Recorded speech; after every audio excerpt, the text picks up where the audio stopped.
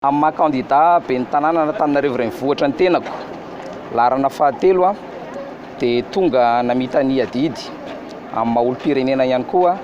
tonga nandatsabato teto amin'ny EPP Amboditsiry androany alarobia fa 7 volana novambra tamin'ny 12 oratoandro misy teboka anankidimy mba tiako zaraina aminareo dia aorinan'izay afaka mametraka fanontaniana mpanao gazety. Ny teboka voalohany zany dia hoe amin'y Andriamanitra isika fa totosa tsankasy andavany tamin'ity andro androany ity zany ny fifidianana ho ben'ny tanàna sy mpanolontsaina ny tanàna. Efa ela no niandrasako an'izy ity satria raha fantatrareo dia ny tenako sy ny antoko politika madio no anisany nitaky tamin'ny fomba rehetra hoe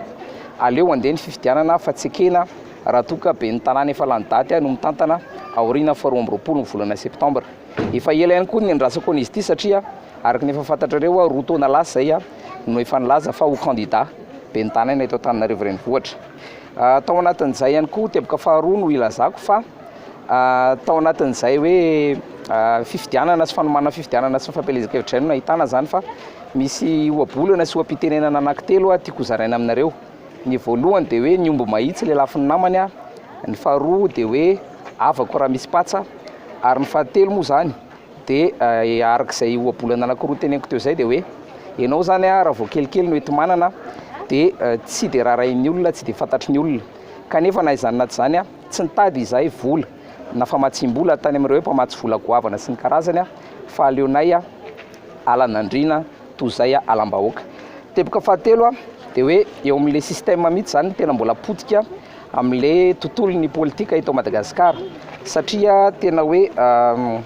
miady amin'ny politika maloto zany tsy mora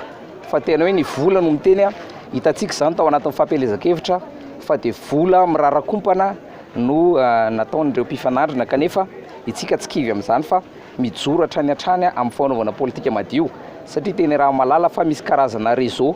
raha tsorina zany dia ohatrany hoe réseau ana mafia mihitsy no iadivana amin'ity resaka politika maloto ity. Teboka fahaefatra dia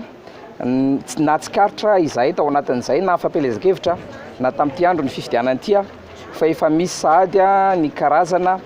tsy fanarahan-dalàna efa tsikaritra ka izay moa maha candidat ben'ny tanàna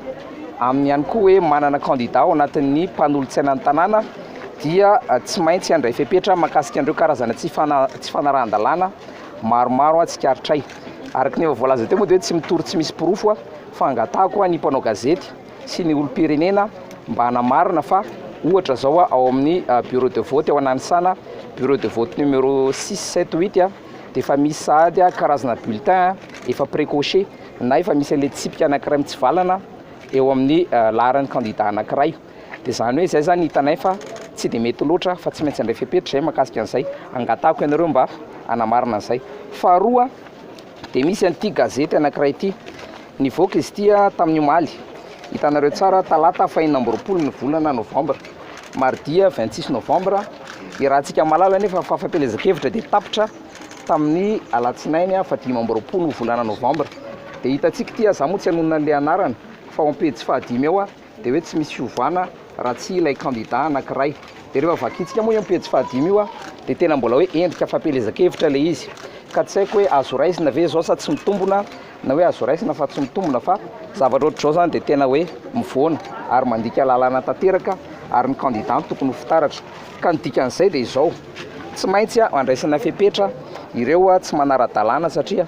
tokony modely ary tokony ho fitaratra izany ben'ny tanàna zany eto Antananarivo renivohitra. Teboka fahadimy farany dia manentana ny mpifidy ny tenako Alban Rakotoarisoa candidat ben'ny tanàna larana fahatelo mbola tsy tara raha toka mivoaka azo zany ny vaovao hoe entanina ny mpifidy satria sady zo zany no adidy ary ihany koa rehefa betsaka ny mpifidy dia sarotsarotra ny mangala-bato satria efa misy fofopofona misy resadresaka moa tsy ananaki-pirofo indray fa anjaranareo no mandinika hoe ohatrany ahoana ny mety ho endrika fangalaram-bato dia farany tena farany manentana ihany koa ny olom-pirenena rehetra izay feno taona mba hiaraka anisa vato rehefa mikatona ny birao fandatsaham-bato raha riva amin'ny eninora. Dia izay nga manofaneho-kevitra ny tiako ambara farany dia hoe izahay tsy mieritreretra ny anakorotana kanefa ihany koa tsy matahotra an'ireo hoe fanakorontanana iverin'ny sasany atao ary izay ihany koa nefa tsy mieritreritra ny hoe andeha anakorotana n'ity zotram-pifidianana ity fa tsy matahotra izay amin'ny mahatonga latsaka ho fidiana ary ihany koa vonona ho candidat ny firaisaka iny dia mirary soa antsika rehetra dia tongava mifidy tongava ihany koa manisa ny voka-pifidianana.